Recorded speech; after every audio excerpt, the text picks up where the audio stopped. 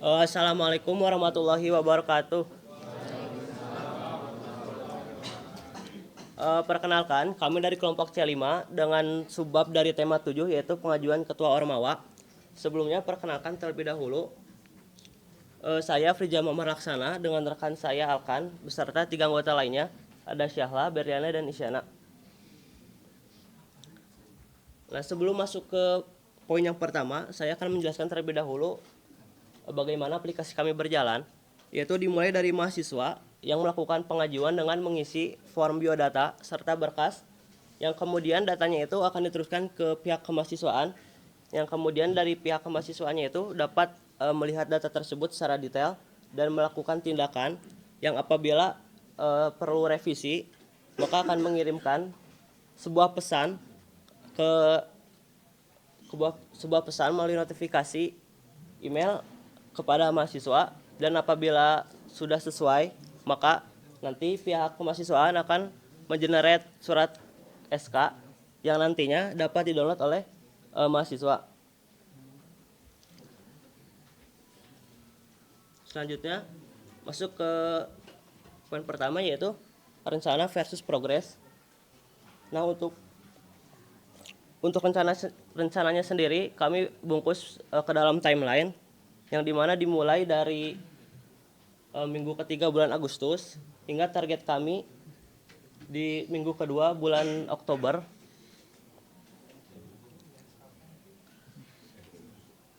Dimulai dari minggu pertama hingga minggu ketiga itu kami berjalan sesuai dengan rencana, tetapi sedari minggu keempat terjadi perubahan rencana dikarenakan perancangan yang kurang maksimal, sehingga kami harus sedikit memperbaiki perancangan yang telah ada, yang dimana berdampak pada minggu-minggu ke depannya yaitu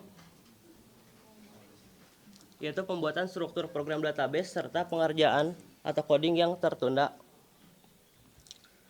Kemudian ada model bisnis. Nah, dalam modal bisnis ini yang sudah disinggung sebelumnya, kita terdapat dua role, yaitu sebagai mahasiswa dan staf kemahasiswaan. Mahasiswa ini memiliki aturan, yang pertama, mahasiswa hanya bisa mengirimkan pengajuan. Jadi mahasiswa hanya bisa mengirimkan sekali pengajuan. Nah, mahasiswa hanya dapat merevisi pengajuan jika status ditolak. Yang sudah disinggung sebelumnya, ketika statusnya ditolak oleh staf kemahasiswaan, maka si mahasiswa itu tidak membuat form baru, tapi mengupdate form yang sudah diajukan sebelumnya. Yang ketiga, mahasiswa hanya dapat mengunduh surat keterangan jika status pengajuan diterima. Jadi kalau sudah melakukan revisi itu terus-menerus dan sudah disetujui oleh staf kemahasiswaan, maka mahasiswa ini bisa mendownload surat keterangan. Dan staf mahasiswa ini memiliki dua aturan. Pertama, staf mahasiswa dapat memverifikasi status pengajuan dan memberikan keterangan jika direvisi. Ketika pengajuan tadi nih ada permasalahan, misalnya entah kanimnya, entah IPK-nya bermasalah atau dan lain-lain, maka akan dibeli keterangan kenapa harus direvisi, sehingga harus diubah oleh mahasiswa itu sendiri. Yang kedua, staf mahasiswa dapat menerima notifikasi pengajuan yang masuk. Jadi ketika mahasiswa itu mengirimkan pengajuan, maka staf mahasiswa itu akan menerima notifikasi bahwa ada pengajuan yang dikirim. Yang ketiga, staf mahasiswa dapat mengeluarkan surat keterangan. Nah, surat keterangan ini sistemnya generate secara sekaligus lewat biodata pengiriman mahasiswa. Nah, untuk alur aplikasinya, mahasiswa melakukan pengajuan akan memiliki 3 pilihan. Yang pertama ada MPM dan BEM, kedua ada himpunan, yang ketiga adalah UKM. Setelah memilih kategori, maka mahasiswa akan mengirimkan pengajuan berisi biodata dan berkas-berkas. Setelah melakukan pengajuan akan dicek oleh staf mahasiswa. Bila ditolak, akan seperti tadi akan disuruh revisi dan lain-lain. Dan staf mahasiswa juga sama seperti sebelumnya prosesnya, seperti aturan-aturannya. Selanjutnya dari requirement yang kami dibagi menjadi dua, yaitu ada fungsional dan non fungsional. Untuk fungsional sendiri itu ada pengajuan, pengecekan, pengelolaan, pemberian notifikasi, penerimaan, perbaikan, dan pembuatan serta penerimaan SK. Untuk non fungsionalnya ada keamanan data, kinerja, ketersediaan, kemudian pengguna, serta portabilitas. Lalu di fiturnya, pertama ada di mahasiswa, yaitu ada halaman untuk pengajuan ketua himpunan, ketua UKM, serta ketua pusat. Kemudian ada halaman progres pengajuan dan halaman detail notifikasi. Selanjutnya di kemahasiswaan ada halaman list pengajuan, halaman detail pengajuan, yang dimana di halaman detail pengajuan itu mencakup preview PDF, PDF generate, serta dapat mengirimkan notifikasi ke email mahasiswa ataupun ke navigasi bar mahasiswa ketika perlu revisi. Yang terakhir ada halaman penambahan kategori. Nah, kemudian ada spesifikasi teknis, yaitu bahasa pemrograman, framework, dan database yang kita gunakan. Untuk bahasa pemrogramannya, kita menggunakan HTML, JavaScript, serta PHP dengan framework Laravel, CSS dengan framework Tailwind-nya, dan PostgreSQL untuk database-nya. Nah, ini merupakan use case yang kita buat. Oh, ada kesalahan, ya arrow-nya ini kurang benar, di mana si mahasiswa ini memiliki dua opsi, yaitu laman notifikasi dan menu mahasiswa. Nah, dalam menu pemilihan mahasiswa ini maksudnya kayak pemilihan mau ngajuin jadi ormawa apa gitu.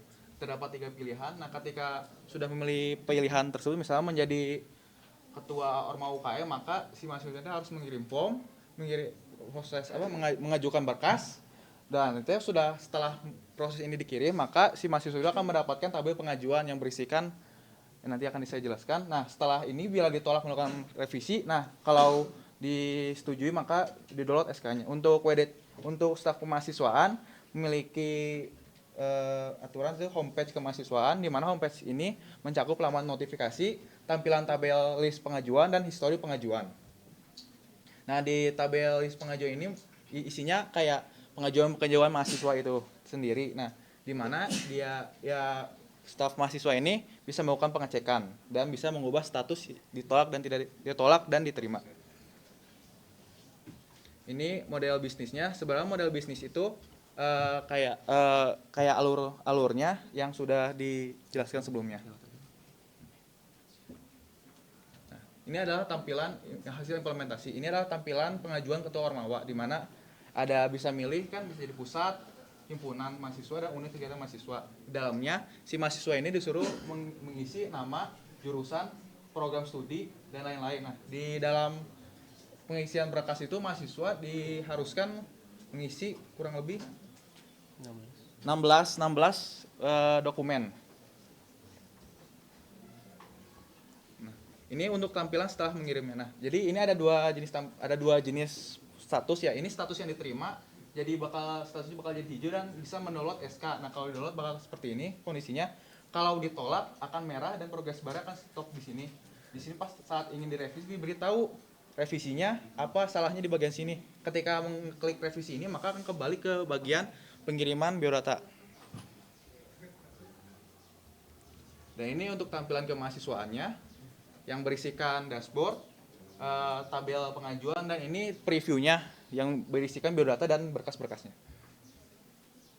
Ini hasil pengujian kita sudah bisa, untuk hasil pengujian ini kita fokus kepada bagian crop dulu, yaitu pengiriman mahasiswa, di mana untuk pengiriman mahasiswa atau pengajuan ini bisa berisikan sama seperti hasil implementasi sebelumnya.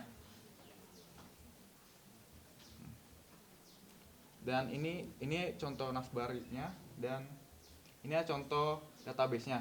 Sebenarnya kita harus pakai Postgre, namun saat pengujian kemarin laptop saya yang jadi pengujian ini Postgre-nya error, jadi untuk sementara kita menggunakan phpMyAdmin.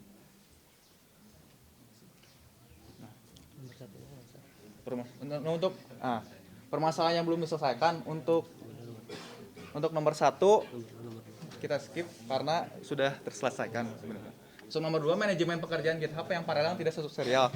Kenapa ini menjadi masalah? Karena untuk penyelesaian proyek ini kita masih dilakukannya dalam satu GitHub gitu, tidak berbentuk brand, sehingga untuk melakukan pekerjaan harus, ke bahasa kasarnya, harus kasih tahu dulu kamu udah nge-push atau udah nge-pull gitu, memperlambat pekerjaan. Yang ketiga, penentuan batas maksimum pada dokumen pengajuan. Karena kita punya 16 dokumen nih, dan dalam proses kita itu tidak ada proses pendeletan, sehingga kita harus bisa manajemen dokumen ini supaya bisa banyak dokumen, tapi penggunaan servernya sedikit, nggak terlalu banyak.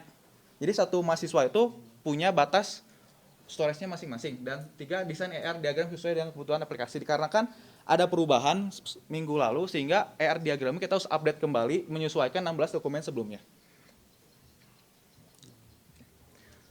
Terima kasih atas perhatiannya. Mohon maaf bila salah kata. Wassalamualaikum warahmatullahi wabarakatuh.